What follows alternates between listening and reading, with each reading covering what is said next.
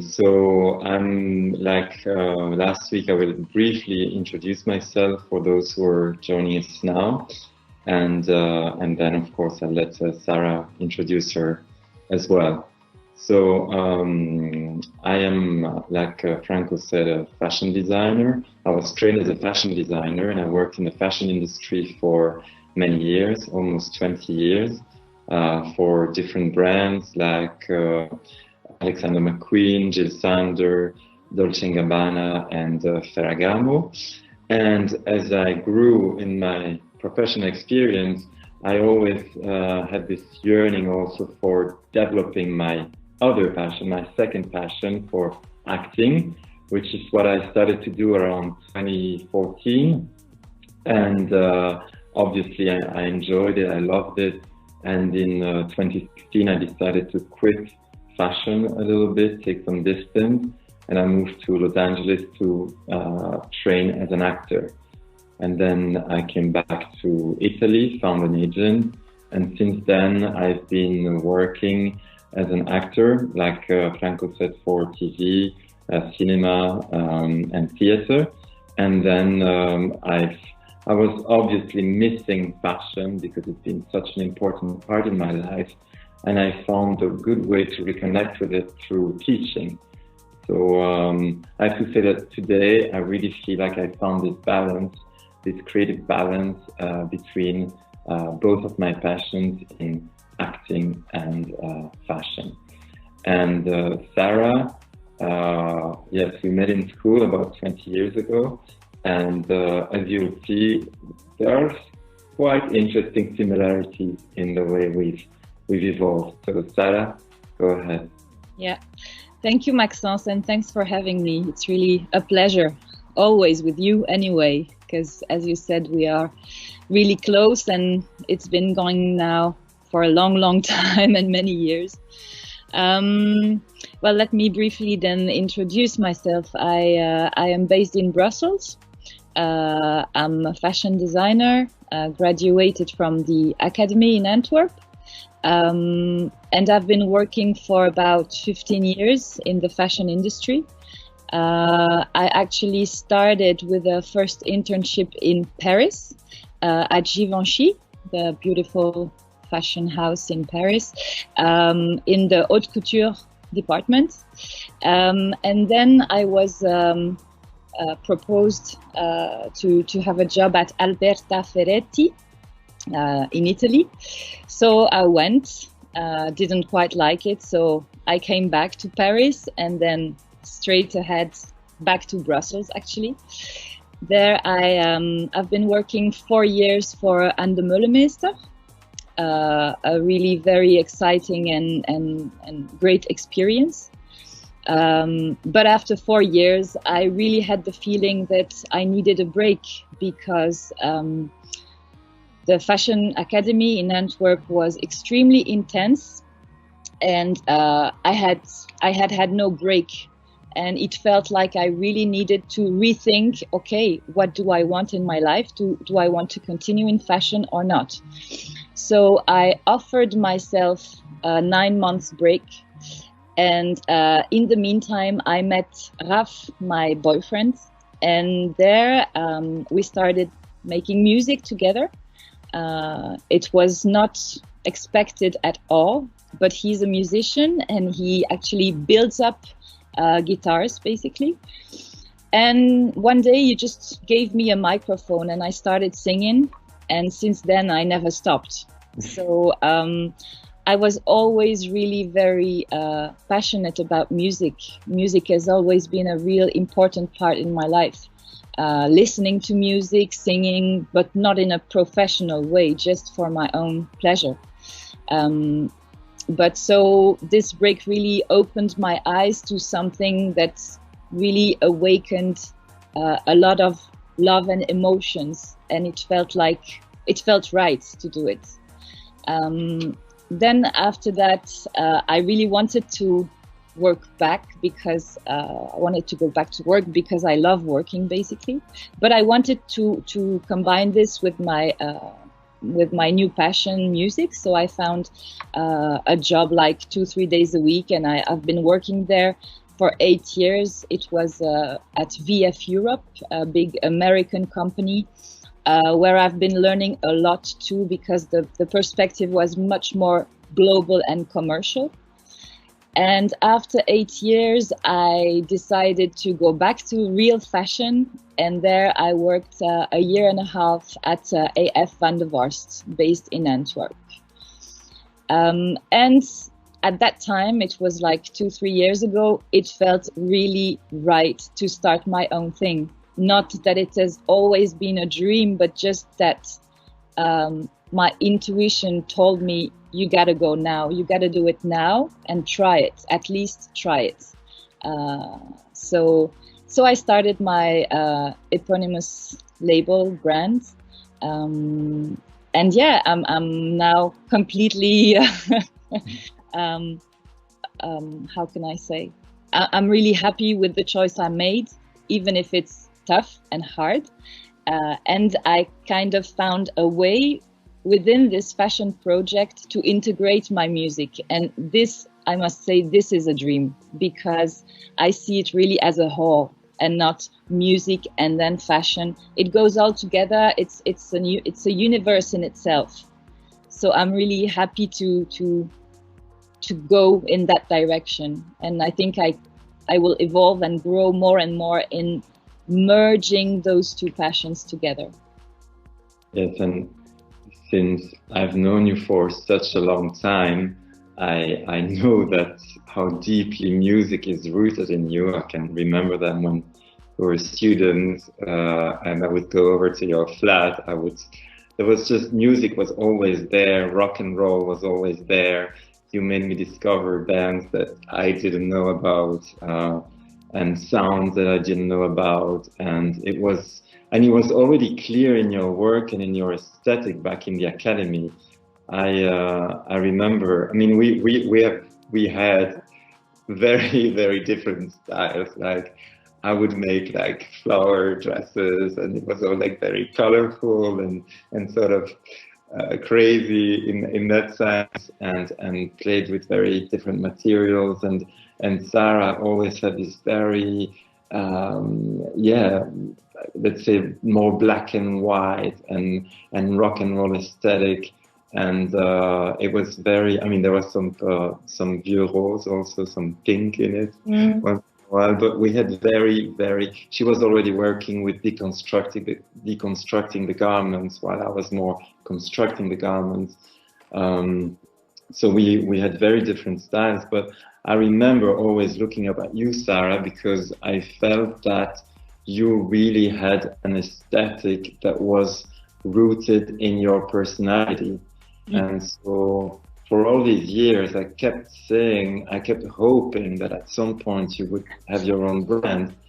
And I told you many times, because also when I was working with Raf Simons, one of the things he said is, do not, if you want to start your own brand, you really have to have a very clear aesthetic. You really have to have something very personal that you want to share with the world through your art. And I've always felt like you had that, Sarah. So, and I think it's very interesting how eventually live, the fact that you met Raf and the fact that he sort of gave you that microphone and gave you that opportunities to sing, sort of was one of the first little steps, towards what you're doing today. And also, just on a side note, when you said before that you had this 8 years working, in the for Kipling, you also had 2 babies, which is also amazing, being able to combine the family, the children, and the passion for music, for fashion. So I don't know. That's what I like to share about my experience with you at the academy, how I kind of looked up to you for your very strong style. Is there something you remember about Antwerp? Because it was quite different from the way I think students are being taught today. Yeah. And maybe I can come back on that later, but maybe you have some memories, some things you'd like to share about those days. I mean, this was still before 9/11. it was we celebrated New Year 2000 together. Yes. Which we actually celebrated this with a pink pom pom. I don't know if you remember. Anyway, that's just anecdotic. But yeah, for me, the academy was, I mean, I was so young. I landed in the academy, I was 17. And I remember in our classes, most of the students were much older than I was. And I mean, a big part of the students had already had like technical skills because they had done really a sewing technical school before. And I was feeling so small and I was feeling like I knew nothing. And it was really 4 amazing years, but really tough because it's a school that expects from you that you get their message without really explaining. And the strength, I think, of the academy at that time, because now I don't know it anymore, but was really to get to know yourself and to take the most out of it and to make the most out of it, because that's the only thing that counts in the end, is really about expressing what you have in your guts. And the way to get there is long, and I'm still in it. I mean, I'm not a finished product because I've been studying at the academy.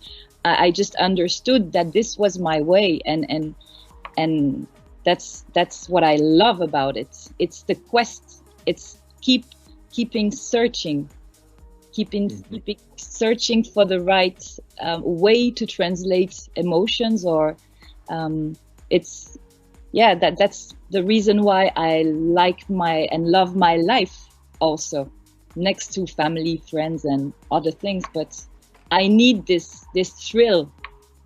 I really need this. Yeah, and I think you need it too, Maxence. And where we join is I think, because if I remember what you did at the academy, it was all about emotions, memories, and how to translate those emotions in a garment, in a photo, so I think what you are doing right now is still totally relevant for what you were at that time.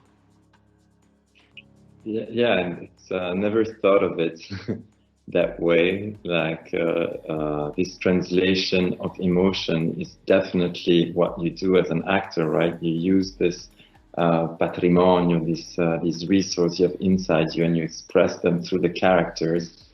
And as you were speaking, I was just thinking, the academy was probably one of my first traumas and one of my first therapies because it was a very traumatic experience. It was very hardcore. Yeah. But then also it was one of the first times that I actually was given a tool I felt that would help me express what I had inside. And like you said, it's a process that's ongoing. And I think that that's why today we cannot just have fashion, because we know that we have other strings that we can play, also other ways that we can express those feelings and this heritage that we have, and that they can all perfectly fit together. And so I'm wondering, I mean, you've pointed it out really clearly about how, you know, with acting, I can actually express those emotions, you know, that I have inside me, just like with fashion. And but there is obviously, it's still a difference. It only goes to a certain point. So I'm wondering for you with music, like where does fashion meet music, and where do you feel that both go their different ways? Mm-hmm. Are there moments where you really feel like how incredible it is that those two things really merge together in your project, for example, in your collection? Well, actually, I think it's how complementary.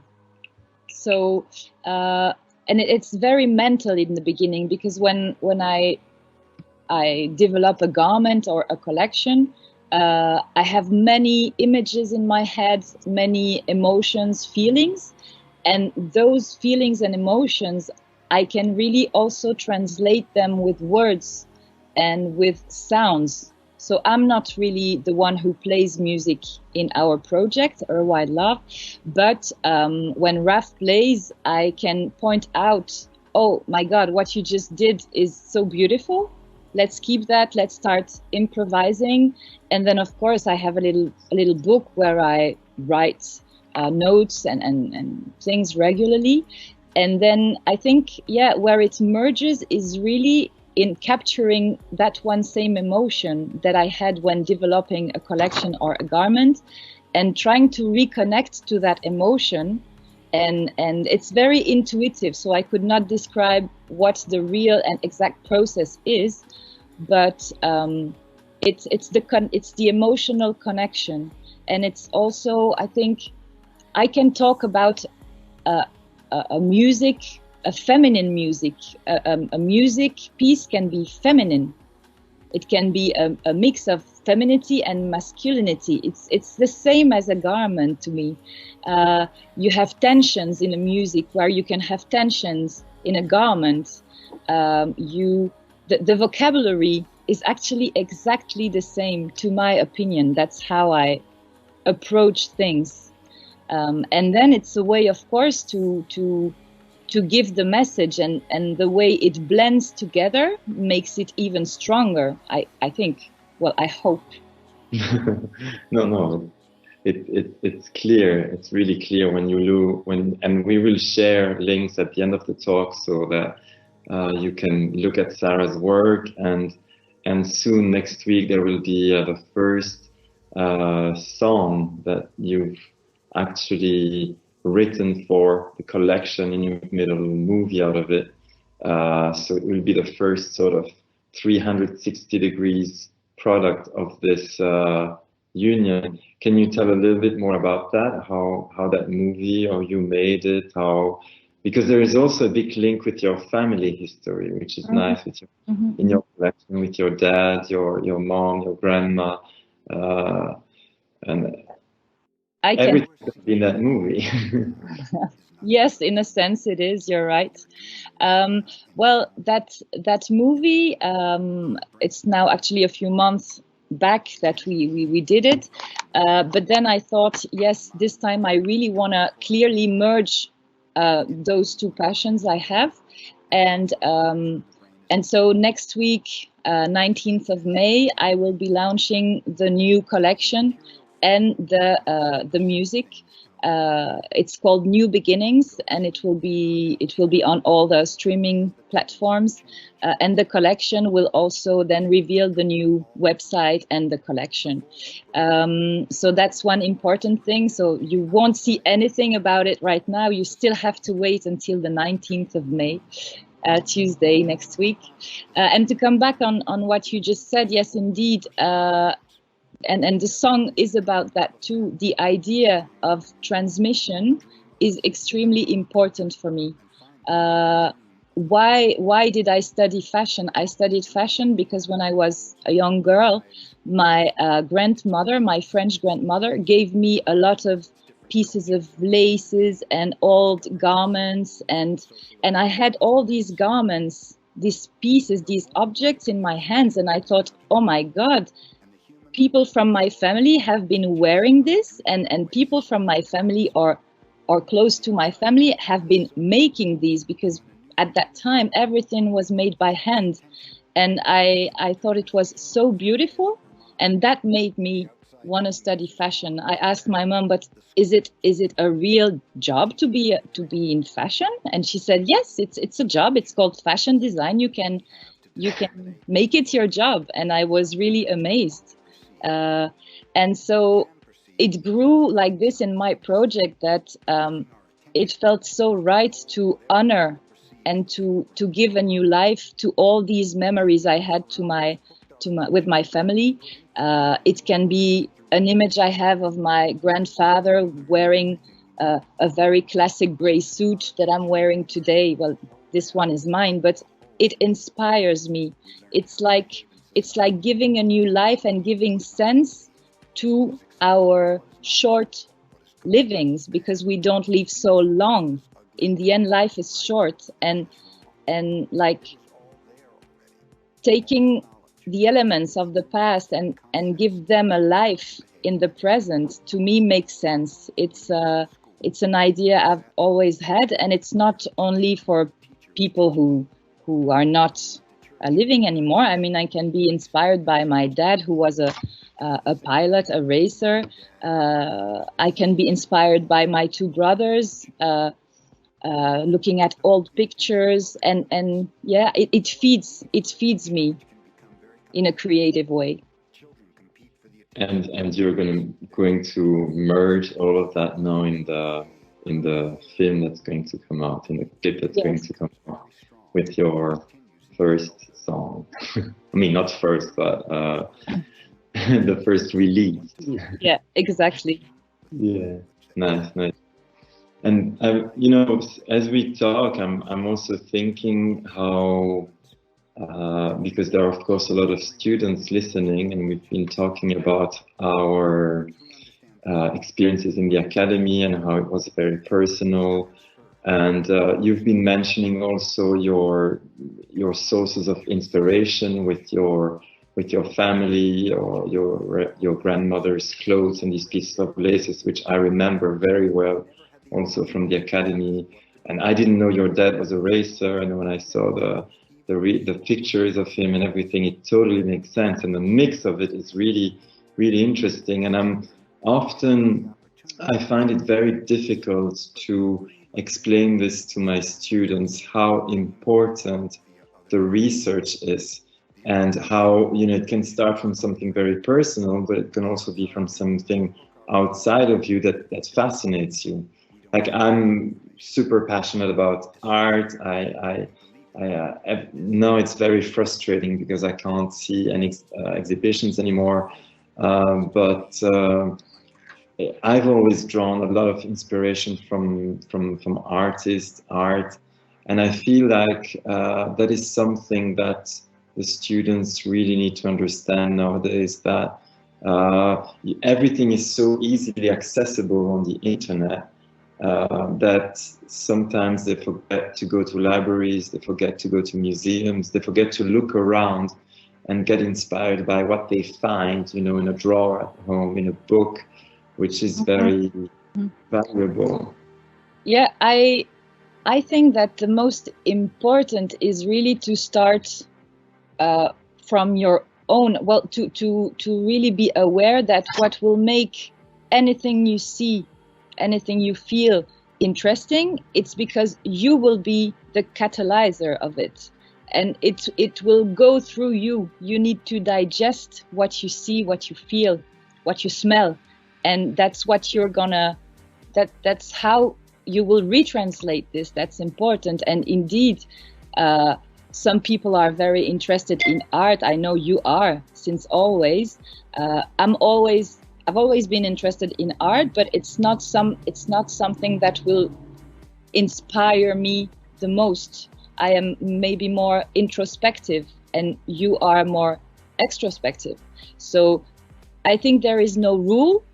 So I think the students shouldn't feel any pressure, but really understand that they will be the catalyzer of what they want to express and of what they see. I don't know if you follow me on this, Maxence. Totally.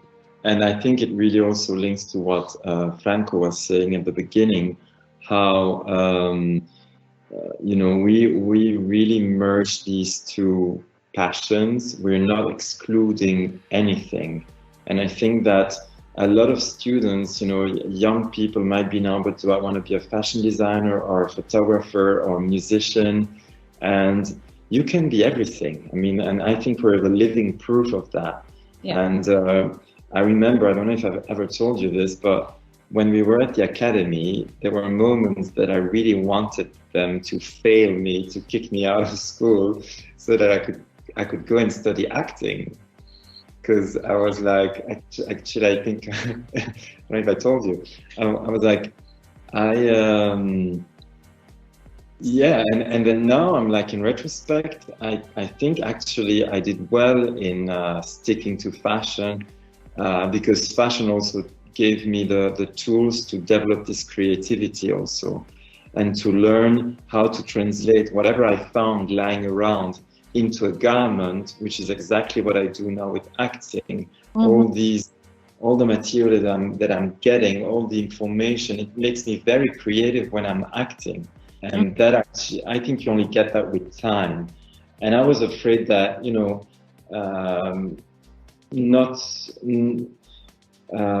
I'm dealing now with people that have been acting for 20 years. They've been trained as actors, and we're doing the same workshop, the same classes. And they're like, "Oh, so where did you study? How long have you been doing this?" And I'm like, 3 years. They're like, "What? 3 years?" But I'm like, I've been acting for 3 years, but I've been creative for all my life. And I've been translating whatever I could find into something creative through the creative process for 20 years now. So, and that is something key, I think, for whoever is a creative person, a younger creative person listening and watching us now, is that there is a connection between all the art forms.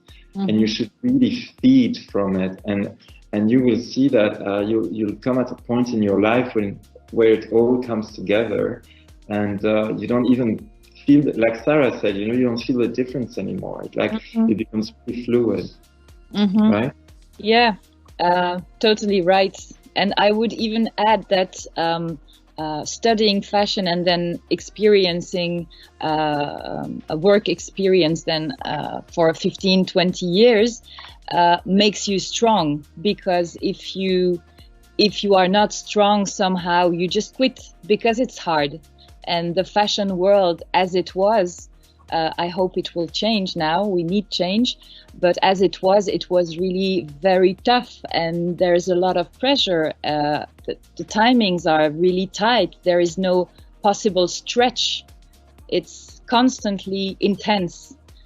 And because it's creative, it's even more difficult, because you can change idea last minute, and then you really want to reach what you wanted to express. So I think beyond the creative process, there's also this discipline, like hold on to what you do, hold on tight, and go finalize it. That's really something I've learned also, to finalize something, to not give up in the middle of it because, oh, I don't know anymore. No, just fight for it. You have to kind of fight for it to come to a good result. And that is also something that I think can give courage to the students, or to the people that are really having tough times working for companies. It's like, it's not only the day-to-day, it really makes you stronger. It gives you structure, because being creative without a structure is quite hard. Even as a musician, you need at a certain point to give structure to your work, to be able to share it also. Yes, and it's the same thing with acting. Like when I was training, and especially in Los Angeles, the Americans are very tough like that.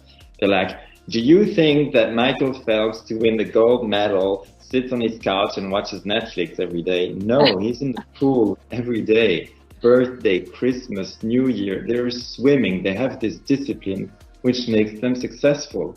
And you should not think that for an actor, a musician, a fashion designer, it's different. Like, we are creative people, but if you want to succeed, we need to have this discipline. And I'm facing that issue a lot with my students these days, because some students take the excuse of the COVID and being at home to not do anything. They just, but you know, I don't feel inspired, and I don't have my sewing machines. And I'm like, actually, it's the opposite. It should be the opposite. The fact that you have limitations should make you even more creative. Because if you don't, you can't just go around and grab all you need. and you have to produce with what you have in your house, that you have to be creative. And I've had students that started making their clothes with their kitchen towels or with their bed sheet or their grandma's curtains, you know, and I was like, there you go. Or, you know, to save on fabrics, they would make clothes for their little brothers and sisters that were home with them. And I'm like, that's the way to go. The way to go is not to sit there and say, oh, no, I can't do anything. It's just to be creative. Make a, you know, like the first piece of clothing was a leaf, you know, on Adam and Eve, you know. So take the plants, whatever, be creative. Yeah. And go ahead. How do you perceive the creative process? How is it when you act or when you work on a project? What's happening in your head and in your emotions? How do you process the information or the text you have in front of you or the information you have about it to share it, to say it, to act it? Well, I've come to realize it just the last few days, actually, that it is really about connections, making connections.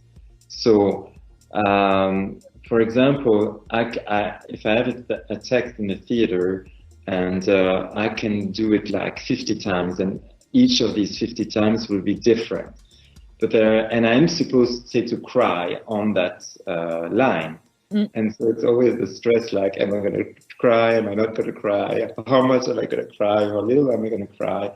And so, but the one thing that will really make me cry is if I manage to make a connection with something that really deeply makes me sad. And it doesn't have to be something from my childhood or a memory. It can also be something that's going on in the world, or even better, if I'm really connected with the character, I can actually evoke a feeling, a memory of the character that will make me cry in that moment. But it is really a connection. And I feel that that's where the actor is creative, when they are able to make those connections while they're acting. And you play little tricks, like the last play that I did, I was supposed to cry. And then I had to make a phone call. And what really mattered is that I would cry during or after the phone call. So what I did is the stage was all mine. I could do whatever I wanted. So I went to the phone and I dialed the phone number of a person that I really missed in that moment. And that was really dear to me. And I just cried, you know?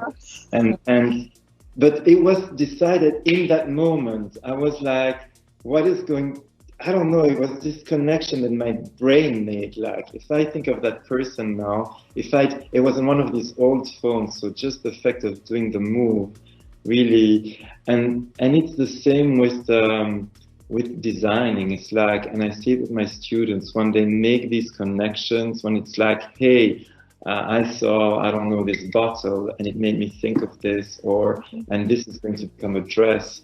Yeah. These connections, and I guess with music it's the same, right? Absolutely, yes, indeed, it's exactly the same. It's very elating to think about that, because it's a kind of mix of past emotions, but it's so grounded in the present time as well, and yeah, to me, being clever or smart is to make these connections, and it's to link everything, and to have a view like you are on top and you see it from above. Yeah, in Italian, they say, and there was actually a book about the creative process that is called "Da cosa nasce cosa," from something else is born. And I think it's the key of creativity, is like to be able to create something new out of something old, or something existing, or something that, you know, that's tangible. And that's where you experience the creativity. It's like a muscle. You train it, and then you start making these connections and having something new born of something old. And actually, these days I'm doing a class at Raffles with students. We're from the master, and we're making little. Oh, I hear there is a question for Sarah. How was working in the haute couture world? How was your experience with Givenchy? What are your tips for those of us who want to be part of the haute couture world? Oh, that's actually a very complex question in this specific context we are all going through now. If I have to talk about my experience, well, now it's been 15 years. So for me, haute couture is something that I value a lot, just because it values craftsmanship, it values human beings, and it values time.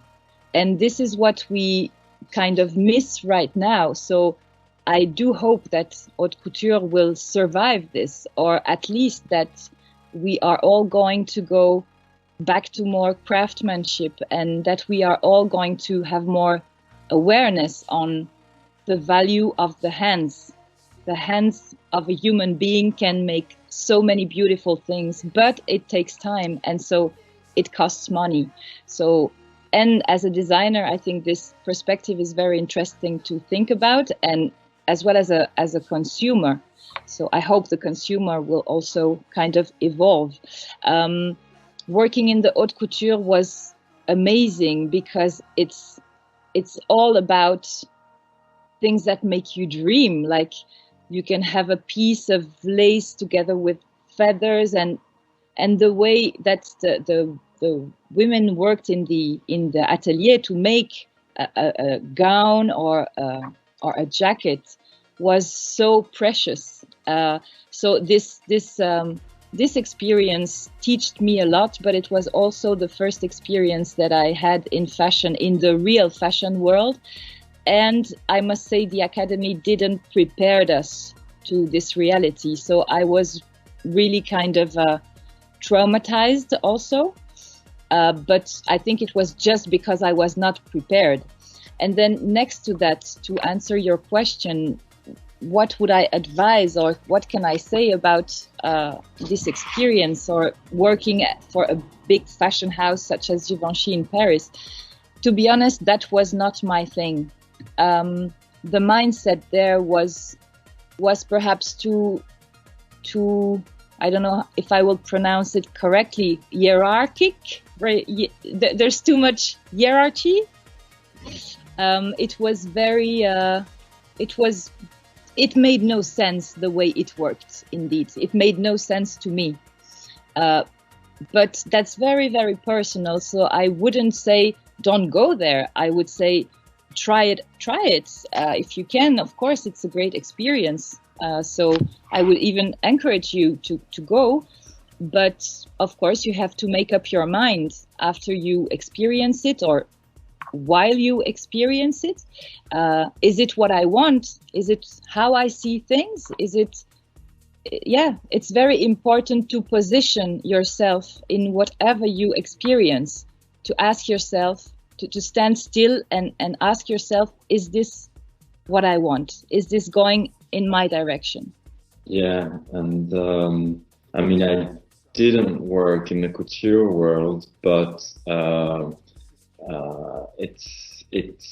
mean, my experiences were similar in the sense that it was always very high-end luxury, and I think in that case, it's all a bit. It comes down to what we were saying earlier. You also need the discipline, and you need to show that if you say tips for those of us who want to be part, want to work in the haute couture, you will only make it there if you show extreme dedication and discipline, because obviously most people would love to work in the couture world, but there are not that many spots available, and only the brave will make it, Yes, and what I often think too is, like, for me, it's almost like a need. And I think it's not only say, okay, I really want it. It's like, I think I really need it. I need to do this. It's like visceral. It's not just a question of will. That's just what I wanted to say. I think you have to feel it inside that it's really something you have to do. At a certain point, I think if you listen to yourself, life sends you messages. And if you hear them, your hands open, then you will jump on the opportunities to go your way when you connect opportunities with your true needs. I think that's what happened for you too, Maxence, as an actor, or when you really decided to quit fashion or to put fashion, to have a break, let's say. I guess it was also almost a need to do it. Yes, totally. I remember when I handed my notice that I was going to leave, I said, this is completely, it doesn't make sense. Like it's a paradox. It's like, it doesn't make sense because I am really kind of, I can't complain. Like I was at Ferragamo, which is an extremely respectful brand, and they were extremely kind to me. I could do whatever I wanted. I was really free, but still I felt like I needed to leave. Like I needed to give this a try. And I went and consulted not only with my friends, but my family, but I went to headhunters and I talked to them about it. And the last one I met, she was like, she was offering me a really, really high position. And that's why she contacted me. And I didn't know if I should tell her or not. And then at some point I was like, look, I have to tell you something. Actually, I'm thinking of quitting fashion. And she was like, oh. And so I explained her why I had that in mind. And she said, Max, you have to do it. You have to go and try it, because if I would get you the job as creative director at Dior or whatever in next month, after 6 months, in the condition you're in now, even if you get all the fame, the money, everything, after 6 months, this need that you have to express yourself with acting, to experience that, will come back to you. So she said, you might as well go, try it, see if that's what you want or not, and we'll see. And it's been 3 years now, and I've been in touch with her again. And she said also she was really happy that I did it, and the doors are still open because they know how passionate I am about it. So I mean, I don't know, I'll probably never be the big next creative director, but that's not my goal either. You know, that's not my need. My need is to express myself. Yeah. And that's all that matters to me. And totally understand. And with my students, it's the same. Like to go back to. Thank you for the question, by the way. If anyone has questions for us, we're still here for another good 15 minutes. So please throw your questions at us. But yeah, I know my students are listening now, so I just want to tell them that I'm really proud of them, because they are very creative. They are really, I remember the first class when I told them we're going to make a fashion film, they were all a bit like terrified, you know, they didn't know, never worked with that medium. And today we had class this morning, and I was amazed how quickly they adapted. They're drawing their storyboards for their movie. They're not drawing clothes, and they're super talented. And it's like they've been doing it all their lives, and their stories and the ideas, and they feed one another, and they make connections again between things they've seen, plants they've seen in their garden, you know, and some are in Rio, some are there is a girl from Nepal, they're from all over the place, and it's really nice how they also contaminate one another, which is another really, I mean, we always get back to this, right? Contamination, art, music, fashion, acting. Yeah, that's a good contamination, right? That's the best you can ever have in your life, I think. It's the creative contamination. Yeah, Um, yeah. no, you're totally right, Maxence. And I think what you just explained about the fact that your students amazed you with what they did, even though it was not really their knowledge, or they didn't know how to do it, and they were even terrified. But I think in these times, in these days, that's also something that you could think about, is your capacity and ability to do things you don't know how to do. I mean, to not to be scared of jumping on a new technique or on something new, because that will be key, I think, to survive and to be like in a good to keep the positive vibes. We will have to I think connect with things we didn't do before. We will have to be reactive. We will have to I don't know how to say in English, rebondir. Like it will be key to be able to adapt quickly. And so how are you thinking now to adapt yourself? Because it's a fairly young brand. You just started 3 years ago, and it's really like kicking off, and then this thing happens, and I guess you need to find a way to keep going up, right? So how are you going to approach the future for your brand now in this context? Well, I've had during these 2 months of lockdown in Belgium, I've had actually the opportunity to finally think, which I didn't really do lately, because I had no time. I was always rushing around and running around and rushing everything. And so now, because of the children at home, I couldn't really work. I mean, so the best thing I could do was just to think, and it made me think. So I am indeed thinking about how can I mean, the big message is that I have to use much more what I have already here with me, in me, and not to produce too much. The big message is we should waste less energy. I am talking about even our own energy. We should waste, of course, less fabric, and we should really pay attention to what we produce and how much we produce.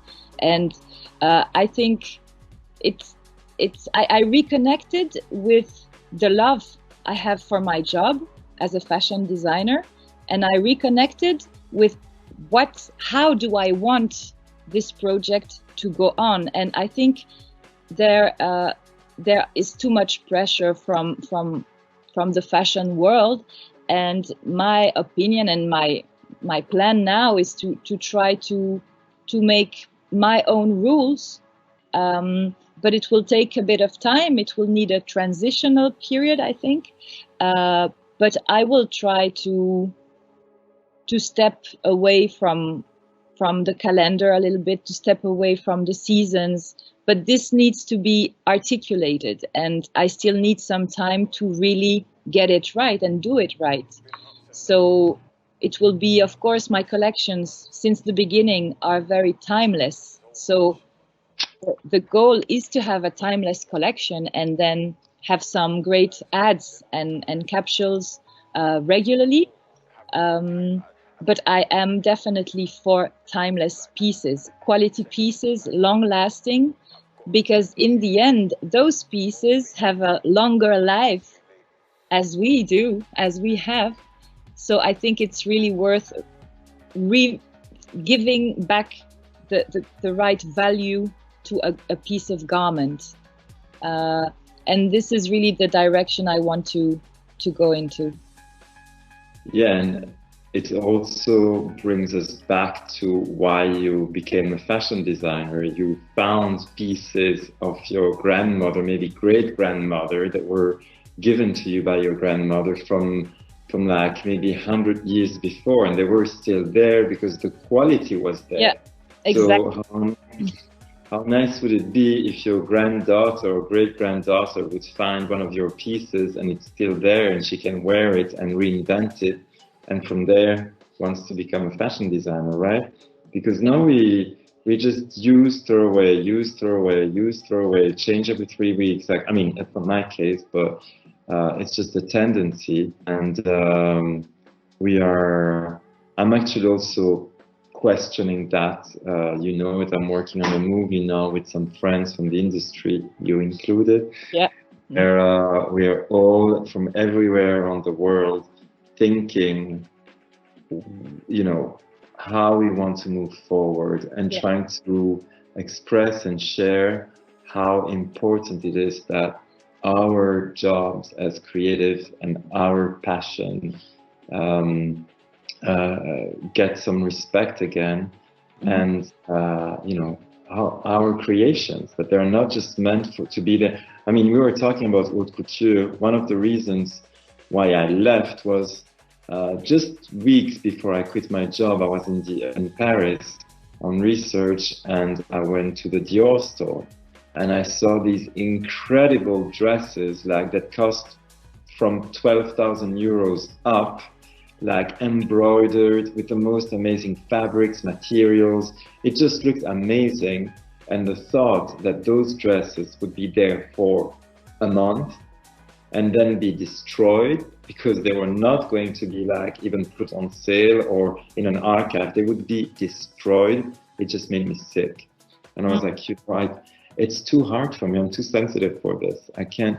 So I really hope that we can go back now to a moment in time where all of this is all us creative people and what we produce and the passion that we put into it. It's respect, right? Yeah, I think it's really, we kind of have, I mean, I appoint myself to slightly shift and to think. I really appoint myself to do it. There's no choice now. I think it's just a question of common sense. There was too much senselessness in the fashion industry, and we have to be honest with ourselves and to just see what we have done before. Okay, perhaps no regrets. In my case, I have no regrets, but now is the right moment to really think. And yeah, of course, the challenge is the financial part, and so it needs a bit of time to be thought out. And of course, as a young entrepreneur, you cannot take too many risks. So it's a kind of balance, but at the same time, it needs to be a strong shift. Yes, yes. I was also speaking with a friend here in Milan who has her own collection for the movie, and she chose this very colorful patchwork coat.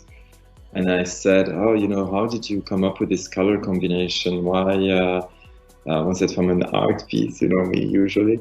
And she said, no, it's just the colors that were on stock at the supplier. And, you know, thinking sustainable, she's like, I wasn't going to order and dye more colors and meters and meters of fabrics. I just said, give me whatever you've got left in this, and this color, and I'll see what I can make out of it, you know? So it's like a student that makes the dresses from their kitchen towels. She made it also from, you know, raw material that she got at the supplier without producing more. And it is an amazing coat. And she got stopped by people in the street that were asking, oh, where did you get that coat? You know, if they would have known there were leftover fabrics from someone else, you know. Yeah. So, yeah, it's again, we need to be creative in the solutions that we find for this situation. When I see my boyfriend Rafi is building guitars, and he has a project where he builds cigar box guitars, and it's also a bit the same. Like you start from an object that exists, an object that has an history, and you add your own you add your own skills to make it, to give it a new life and a beautiful long life. I love the idea. Yes, and actually I encourage you guys to go and check out the links that we've posted also from Jug Instruments. That's Raf's Instagram account. Because you wouldn't believe it. He makes guitars out of old cigar boxes. He's made a guitar from an old ironing board. He's made a guitar from a chair. He makes guitars from everything. And believe me, the sound is incredible. Ben Harper played on them. He's got some amazing musicians that played on them. So that just tells you it's an amazing mix of creativity and quality, and a great way to be sustainable and give a new life to that's right, to something that's there, you know, a cigar box. Yeah. I invite you all to follow your wild loves or your wild love. This is my biggest message. And I really thank you, Maxence, for the invitation. It's a pleasure to exchange. I think we all need, in these crazy times, we need togetherness. We were talking about connections in our brains, like emotional connections, but we have also to connect each other we human, we need to connect all together. There is a question. How do you feel about intervening other disciplines into fashion? And is it then more fashion or more arts? To me, it's not about fashion. I mean, somehow I could say I'm not really interested into fashion. Myself, I never shop. I'm really a very bad example, or very good example, but I dress myself almost the same every day. It's like a uniform. So to me, as a designer, it's not about fashion. It's about something beautiful that can be made out of ugly accidents as well. I mean, beauty in a very large sense. But it's just that fashion is about proportions, about fabrics, so about touching, about colors, and all these things make me passionate about my job. But fashion in itself doesn't interest me at all. It's all about having something in mind and wanting it to exist, so giving life to what I have inside, or to what I want to express. And it's the same for a song. I mean, it's all about proportions and certain kind of aesthetic and the need to express myself. And so the word doesn't really matter, fashion or art. Somehow we don't mind about putting a name on it. So I think we should unbox all these things and just think more, have a more global perspective. Yes, I agree with you.